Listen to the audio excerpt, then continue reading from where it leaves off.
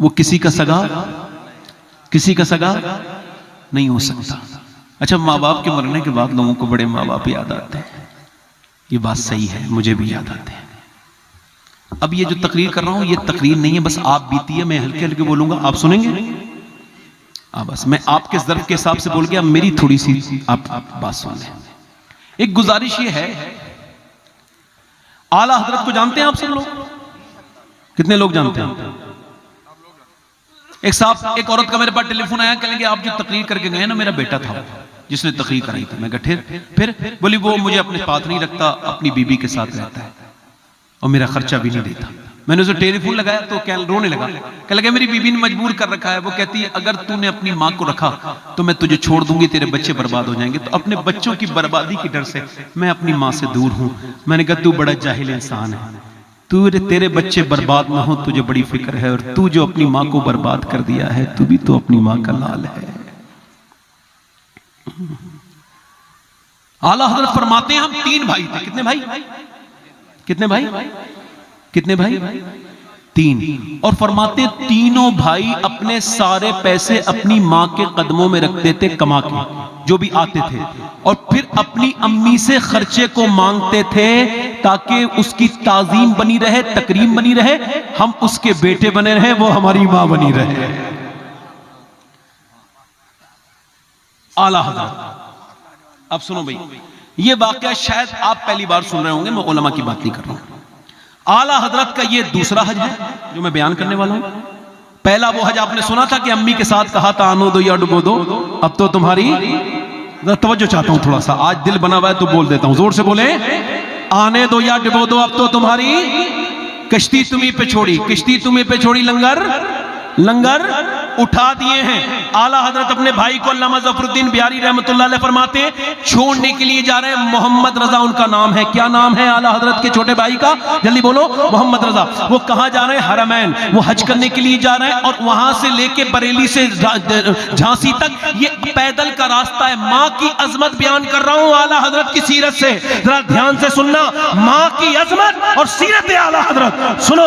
आला हजरत छोड़ने के लिए गए, तकरीबन 15 दिन का रास्ता है। झांसी से पैदल या घोड़े से रात को रुक के दिन में सफर करता है आदमी।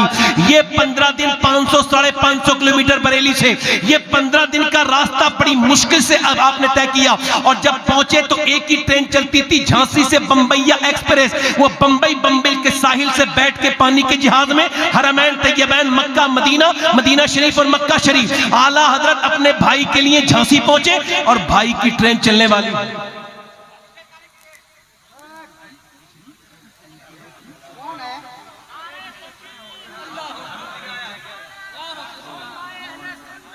ठीक है हजरत, ये मौलाना हजरत मुफ्ती इम्तियाज बरकाती साहब क़िबला तशरीफ लाए हैं। आप लोग ऐसे ही बैठे रहे, उलमा उनका इस्तकबाल कर रहे हैं। आइए तशरीफ लाइए।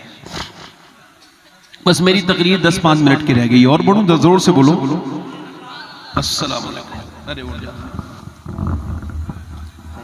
माशाल्लाह लेट हो गए हमारे क़िबला, मगर ये मैं तो कुछ भी नहीं जानता, ये बहुत अच्छी तकरीर करते हैं, आप उनकी सुन के जाइएगा। बड़े अच्छे इंसान हैं और ये मेरे मदीने के साथी हैं। मैंने मदीने में इनकी खिदमत में रहा हूँ। ये हमारे कफील भाई का भी मैं खादिम हूँ। आप जरा जोर से बोले सुभान अल्लाह। आला हजरत के भाई आला कहाँ गए? कहाँ गए? झांसी। कहाँ गए? जल्दी बोलो, पूरा मजमा जल्दी से बोलो, देर टाइम नहीं मेरे पास। कहाँ गए? जल्दी बोलो, कहाँ गए हैं? जल्दी बोलो। क्या किसे छोड़ने? कहां जा रहे थे उनके भाई? हज पे। कहां जा रहे थे? जल्दी बोलो भाई, कहां जा रहे थे? जल्दी बोलो, आप लोग बोलो, कहां जा रहे थे आला के भाई? हज पे। और आला हजरत क्या करने जाए? उन्हें छोड़ने। अल्लामा ज़फरुद्दीन बिहारी कहते हैं जरा मैं इस अपनी बात पर अपने मुबारक भाई जरा आप करीब आ जाइए, ये सिर्फ आपकी तवज्जो की तकरीर है। आप एक दो आइए, अजमत भाई आइए, बस 2 मिनट की बात और रह गई मेरी, जरा आप जोर से बोलो सुभान अल्लाह, दिल लगा के बोलो। अब सुने, आला हजरत अपने भाई को छोड़ने के लिए गए। कहां पे छोड़ने के लिए गए? बोलो, जल्दी बोलो, कहां? झांसी। अब जरा ये इस वजह से चूंकि बीच में ये कट लग गया, इस वजह से बात को वो थोड़ा रिदम जो है वो डिस्कनेक्ट हो गया, तो उसको कनेक्ट कर रहा हूं। आला हजरत अपने भाई को छोड़ने के लिए 15 दिन का सफर तकरीबन करके पहुंचे झांसी, और आला हजरत के भाई की ट्रेन में बैठ गए। उनकी रुखसती होने वाली है। आला हजरत ने जब उनकी रुखसती को देखा, एहसास किया, तो आशिक़े मदीने का दिल जो है वो आपका तड़प उठा, और आला हजरत ने ये कलाम अल्लामा ज़फ़रुद्दीन बियारी कहते अपना पढ़ना शुरू कर दिया। गुजरे जिस राह से वो सैयदे वाला होकर, रह गई सारी जमी अंबरे सारा होकर, चमने तैबा है वो बाग के मुर्गे सिदरा, बरसों चहके हैं जहां बुलबुले शैदा होकर, चमने तैबा है वो बाग के मुर्गे सिदरा, बरसों चहके हैं जहां बुलबुले शैदा होकर, वाए महरूम ये किस्मत कि मैं फिर अब की बरस रह गया हम रहे ज़व्वारे मदीना होकर। अल्लामा ज़फ़रुद्दीन बियारी कहते जब इस शेर पे आला हजरत पहुंचे तो एकदम आपकी आंखों से इतने आंसू निकले कि आपकी पूरी दाढ़ी भीग गई, और फिर आपने यही शेर दोहराना शुरू कर दिया, वाए महरूम ये किस्मत, वाए महरूम ये किस्मत। आप पर बहुत कैफियत तारी हुई, और फिर आपने फरमाया मैं भी मदीने जाऊंगा। ले रजा सब चले मदीने को, मैं ना जाऊं। अरे खुदा ना करे, उस वक्त ना तो किसी पासपोर्ट की जरूरत, ना किसी टिकट की जरूरत, ना किसी और दुनिया के डॉक्यूमेंट्स की जरूरत। आला हज़रत के भाई ने कहा चलो भाई, तो रुके क्यों हो, चलो। आला हज़रत के भाई ने कहा जो खतरनाक और दुश्वार सफर है वो तो हमने तय कर लिया, आप बैठे और चलते हैं। आला ने फरमाया नहीं ऐसे नहीं जाऊंगा। कहा फिर वापस बरेली जाऊंगा। कहा वापस बरेली क्यों जाओगे, पूरा चेहरा आंसुओं से भीगा हुआ है। नहीं नहीं, मैं मदीने ऐसे नहीं जा सकता। कहा वापस बरेली क्यों जाएंगे। कहा मैंने अपनी अम्मी की इजाजत नहीं ली है, पहले अपनी वालदा से जाके इजाजत लेके आऊंगा।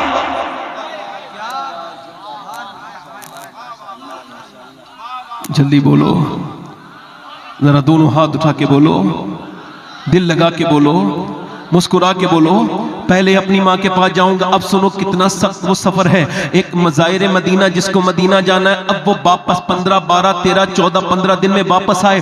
बरेली पहुंचे। अल्लामा ज़फ़रुद्दीन बियारी कहते थके थके थे आला हजरत, मगर अम्मी के जाके कदमों में बैठ गए। माँ ने कहा मेरे बेटे, मेरे लाल, छोड़ आए अपने भाई को, रुखसत कर आए हज के लिए। आंखों से आंसू आए, कुछ बोले नहीं, रोने लगे। माँ ने कहा बेटे रोते क्यों हो, और रोए। माँ ने कहा मेरे लाल रोता क्यों है अहमद रजा, सब खैर तो है। तो रो के बोले माँ अम्मा सब खैर है, मगर मैं भी मदीने जाना चाहता हूँ, मेरा दिल तड़पता है, मैं भी सरकार की बारगाह में जाना चाहता हूँ। माँ ने कहा तो फिर वापस क्यों आया मेरे बेटे, वहीं से चले जाते। अम्मा नहीं जा सकता था। कहा क्यों, पैसे नहीं थे। अम्मा पैसे थे, सब कुछ था, मगर जा नहीं सकता था। क्यों। कहा मेरी माँ तेरी बगैर इजाजत के अल्लाह मेरा हज कबूल नहीं करेगा, मेरा हज, मेरे नबी मेरी ज़ियारत को कबूल नहीं करेंगे। आला हजरत की माँ ने जब ये सुना तो पेशानी चूम ली और दोनों हाथ उठा के फिर दुआ करना शुरू की, ऐ मेरे करीम, मेरे रहीम, मेरे बेटे अहमद रजा का हज कबूल कर लेना मेरे मालिक। उसके बाद हुजूर की बारगाह में अर्ज की, ऐ अल्लाह के रसूल, मेरे बेटे अहमद रजा की हाजिरी कबूल फरमाए। फिर इजाजत दी अपने बेटे को, पेशानी चूम के रुखसत किया। इमाम ने लिखना शुरू किया, शुक्र खुदा के आज घड़ी उस सफर की है जिस पर निसार जान फलाह जफर की है। माहे मदीना, माहे मदीना अपनी तजल्ली अता करे, ये ढलती चांदनी दोपहर दोपहर की है। फिर आप हज गए और हज के उसके तुफैल हज भी खुदा ने करा दिए। असले मुराद हाजिरी फिर उस पाक दर की है। फिर जब मक्के से रुखसत हुए तो लिखने लगे, कालक जबी की सजदे दर से छुड़ाओगे, मुझको भी ले चलो, ये तमन्ना हजर की है। आगोश शौक खोले हैं जिसके लिए हतीम, वो मुड़ के देखते नहीं, ये धुन किधर की है। बरसा के जाने वालों पर रहमत करूं निसार, अबरे करम से अर्ज ये मीज़ा बेज़र की है। फिर मदीने पहुंचे तो रोने लगे, अर्ज करते हैं या रसूल अल्लाह, मुजरिम बुलाए आए हैं, जाऊ का है गवाह, फिर रद हो कब ये शान करीमों के घर की है। सरकार हम गवारों में तर्ज़े अदब कहाँ, हमको तो बस तमीज यही भीख भर की है। या रसूल अल्लाह, मंगता का हाथ उठते ही दाता की देन थी, दूरी कबूल अर्ज में बस हाथ भर की है। लब्बा है, आंखें बंद हैं, फैली फैली है झोलियां, कितने मजी की भीख तेरे पाक दर की है, कितने पाक दर की है। अल्लाह अकबर। फिर मेरे इमाम इश्क मोहब्बत ने अर्ज की, या रसूल अल्लाह, मैं पहले भी आया था मगर आसी भी है चहीते, ये तैबा है जाहिदो, मक्का नहीं के जहां खैर और शर की है। या रसूल अल्लाह, आज आपका दीदार करे बगैर अहमद रजा जाएगा नहीं। मोहब्बत के धरने में बैठ गए, कुछ खाऊंगा भी नहीं, कुछ पीऊंगा भी नहीं। फिर जब दिल बहुत ज्यादा मचला, जब मदीने वाले की दीद की तड़प ने दिल तड़पाया, तो फिर मेरे इमाम ने यह कलाम कहा, वो सुए लालाजार फिरते हैं, तेरे दिन बहार फिरते हैं, जो तेरे दर से यार फिरते हैं, दर बदर यूं ही खार फिरते हैं। उस गली का गदा हूं मैं जिसमें मांगते ताजदार फिरते हैं। अल्लाह अकबर। वाहे गाफिल, वो क्या जगह है जहां 5 जाते हैं 4 फिरते हैं। फिर हुजूर से अर्ज की, या रसूल अल्लाह, नहीं दिखाते, ना दिखा रहे आप अपना चेहरा, आप नहीं दिखाएंगे जलवा। फिर आशिक तड़प उठा, आजिज़ी की आखिरी हदों को छू गया और कहने लगा, कोई क्यों पूछे तेरी बात रजा, तुझसे कुत्ते 1000 फिरते हैं, तेरी तरह 1000 फिर रहे। ये लफ्ज अभी पूरे अदा भी नहीं हुए, ये रहमत आलम की रहमत जोश में आई है, पर्दे सारे हटा दिए गए हैं। हुजूर को जब आला हजरत ने देखा है, देखते ही पुकार उठे, तू जिंदा है वल्लाह, तू जिंदा है वल्लाह। मेरे चश्मे आलम से छुप जाने वाले मेरे नबी ने फरमाया, अपने करम से आलम कैफ में मेरे सरकारे दो आलम की मुबारक रहमत ने कहा, ऐ मेरे अहमद रजा, ये तेरी आजिज़ी है, तुझसे कुत्ते 1000 फिरते हैं, मगर ये मेरा ये तुझे मेरा अपनाना है कि इस दुनिया में, इस दौर में मेरे आशिक बहुत हैं, मगर तेरी तरह कोई आशिक नहीं है। आए तो बहुत है। मेरे इमाम ने दुनिया को यह बता दिया कि अगर माँ की इजाजत लेके जाओ तो गुंबदे खजरा का भी दीदार होगा और गुंबदे खजरा वाले का भी दीदार। नाराए तकबीर, नाराए रिसालत, मसलके आला हजरत, वाह जिंदाबाद जिंदाबाद जिंदाबाद।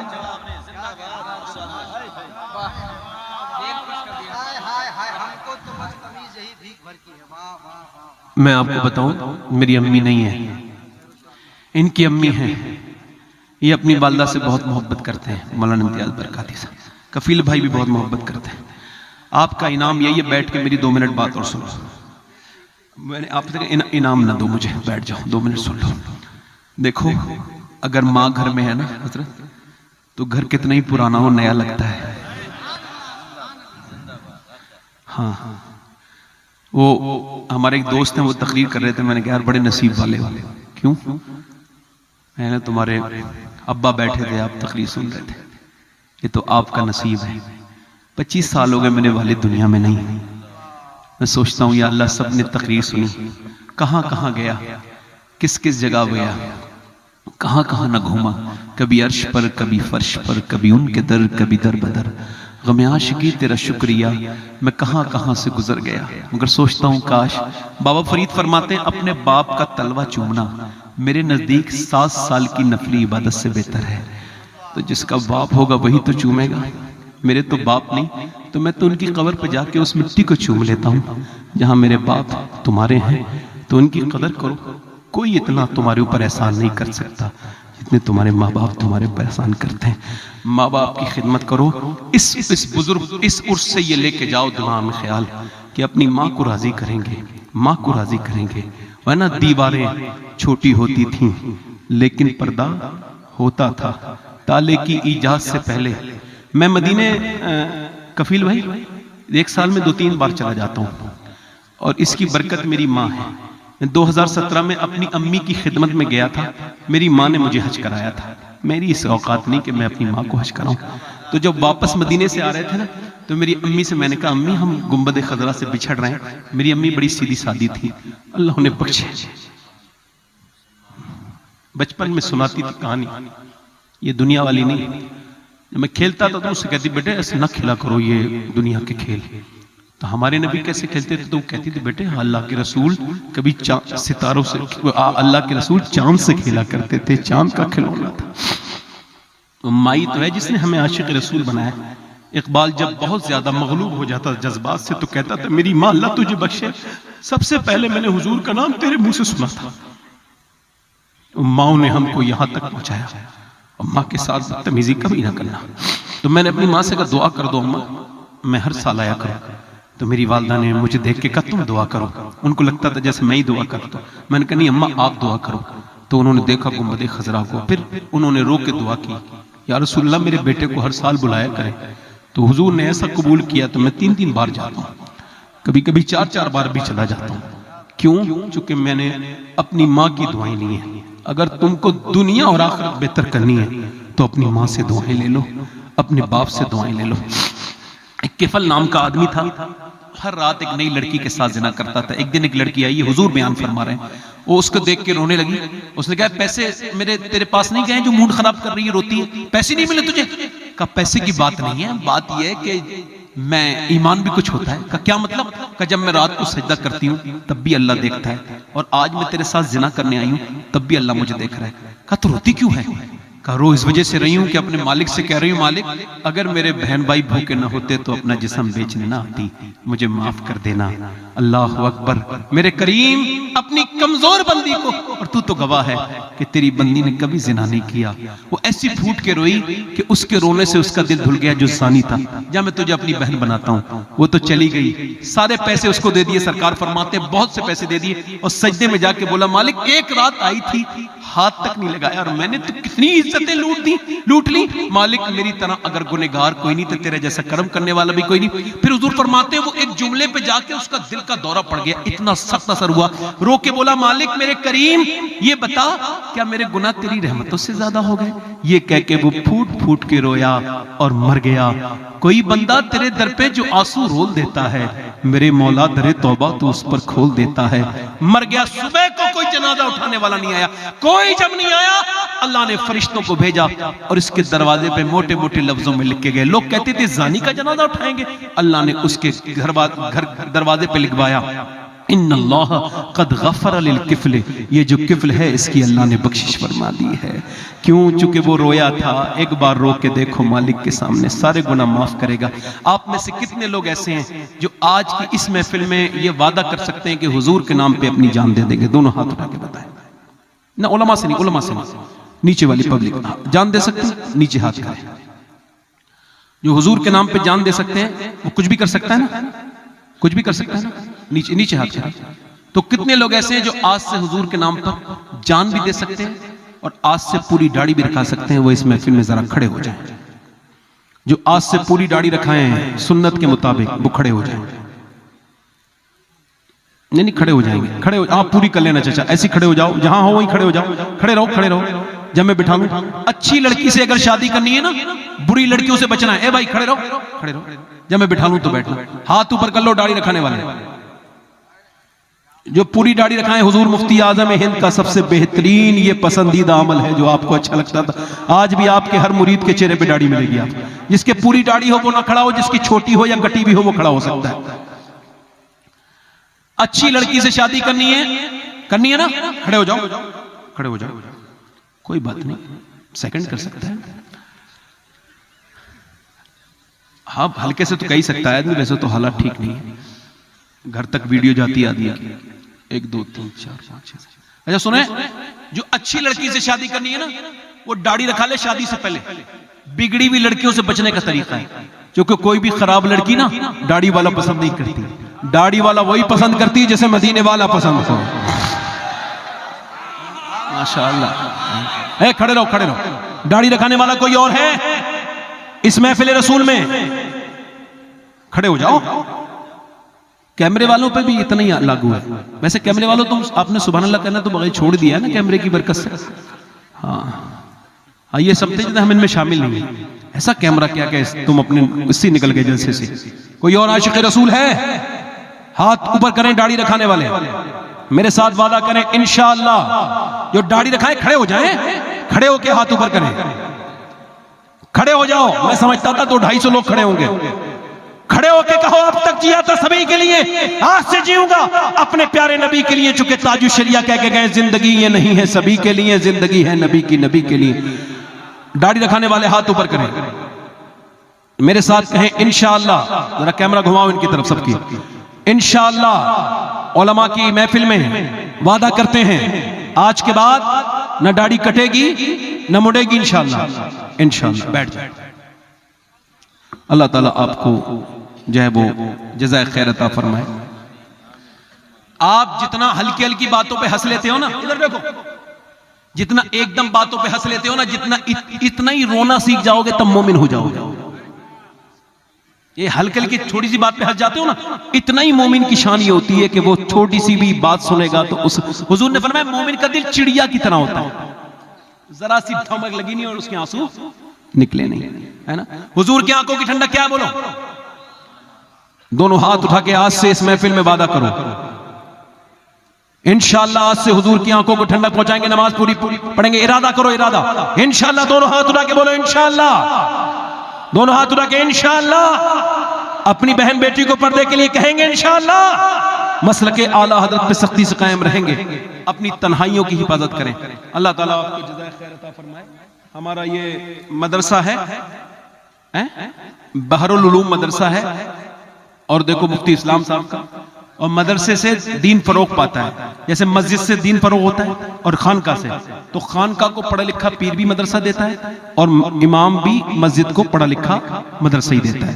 तो मदरसे का ताउन करना मैंने शुरू में कहा, तो मदरसे का ताउन आप लोग करें, ये मेरी गुजारिश है आपसे। इतना मैं मेरे पास वक्त नहीं है कि मैं ऐसे आपसे कहूं, मगर आपने मेरे हिसाब से ज्यादा हिस्से में 5, 10, 20 हजार जो भी आप देने हो मदरसे में दे दें। मेरे हिसाब से अभी कफील भाई कहेंगे।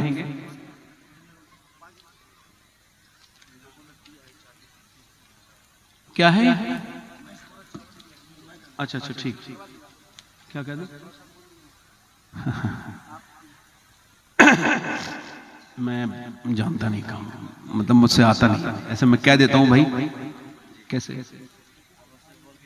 5, हाँ मेरे हिसाब से कम 10 लोग, 11 लोग ऐसे हो जाएं तो 11 गौस पाक की बरकत से 11 हजार रुपए दे दें मदरसे के लिए, जो साहब भी देना चाहें। तो ये हमारे कफील भाई हैं। आप मेरे साथ तौबा करें अस्तगफिर। हाँ मैं ही बैठूंगा। अच्छा पहले आप तौबा करें अस्तगफिरुल्लाह अस्तगफिरुल्लाह रब्बी मिन कुल्लि ज़ंबिन व अतूबु इलैह। पढ़ लीजिए ला इलाहा इल्लल्लाह मुहम्मदुर रसूलुल्लाह सल्लल्लाहु तआला अलैहि वसल्लम। अल्हाकुमुत तकासुर हत्ता ज़ुरतुमुल मक़ाबिर। सदक़ल्लाहुल अज़ीम। अस्सलामु अलैकुम व रहमतुल्लाहि व बरकातहू। आप बैठे रहें आराम से। मेरी गुजारिश आपसे यही है, ये हमारे नदीम भाई का हुक्म है और मैं उसको